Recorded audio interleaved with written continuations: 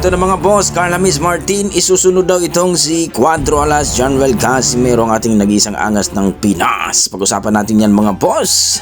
Naoya Inoue, pinagbigyan daw itong si Casimero na mapalaban sa kanya. Ito na nga mga boss ang ating good news ngayon.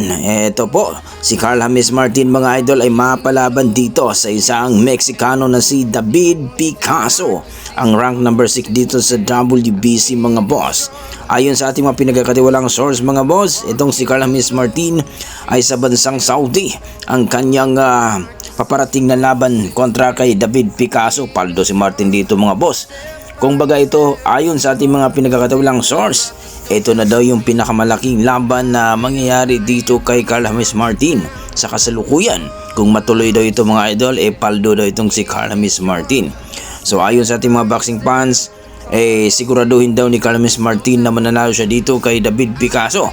Baka tatalunin lang daw siya. Diga ni Carl James Martin mga idol ay sisiguraduhin daw niya na TKO ang abutin ni David Picasso. Dahil isusunod daw niya si Cuadro Alas Casimero. Kahit pa daw impresibo at malupit ang kanyang ginawa dito kay Luis Pantera Nere, ay hindi daw siya natatakot ni Cuadro Alas Casimero. Pagsisikapan daw niya na tatalunin at TKO at gagayahin daw niya si Carlos Casimero na 4 na round lang daw itong si David Picasso. Pagkatapos daw mga idol, sila daw ang maglaban for championship bout dahil itong si Naoya Inoue ay aakit na daw ito ng featherweight division. Kayo mga idol, anong sa tingin nyo dito na isusunod na itong si Casimero ni Carl James Martin? Please comment down below mga idol para ating pag-usapan. Sa kabilang banda mga idol, ito na. Naoya Inoue, nagsabi na nga na pagbigyan daw niya itong si Casimero na mapalaban sa kanya. Itong pagkakataon daw ni Casimero, wag daw niyang sayangin. Ayon sa ating mga pinagkakatiwalang source mga idol, under negotiation na daw ito. Pero mayroong hiningi na pabor itong si Naoya Inoue, wag daw siyang i-trash talk.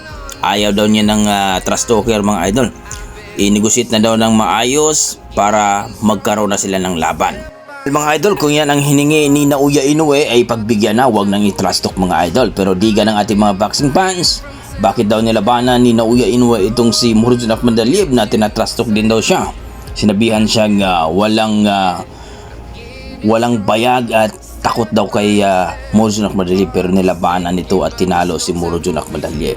Well mga idol, pagdating kasi ni Casimero mukhang na-trauma itong si Naoya Inoue, kaya huwag nang i-trash talk mga idol para matuloy na ang kanilang bakbakan. So kayo mga idol, ano masasabi nyo dito? Tandaan natin mga idol, itong si Cuadro Alas Casimero ay rank number 4 sa WBO, number 1 naman sa IBO at rank number 10 sa IBF. So ito ng pagkakataon ni Casimero mga idol, huwag nang sayangin.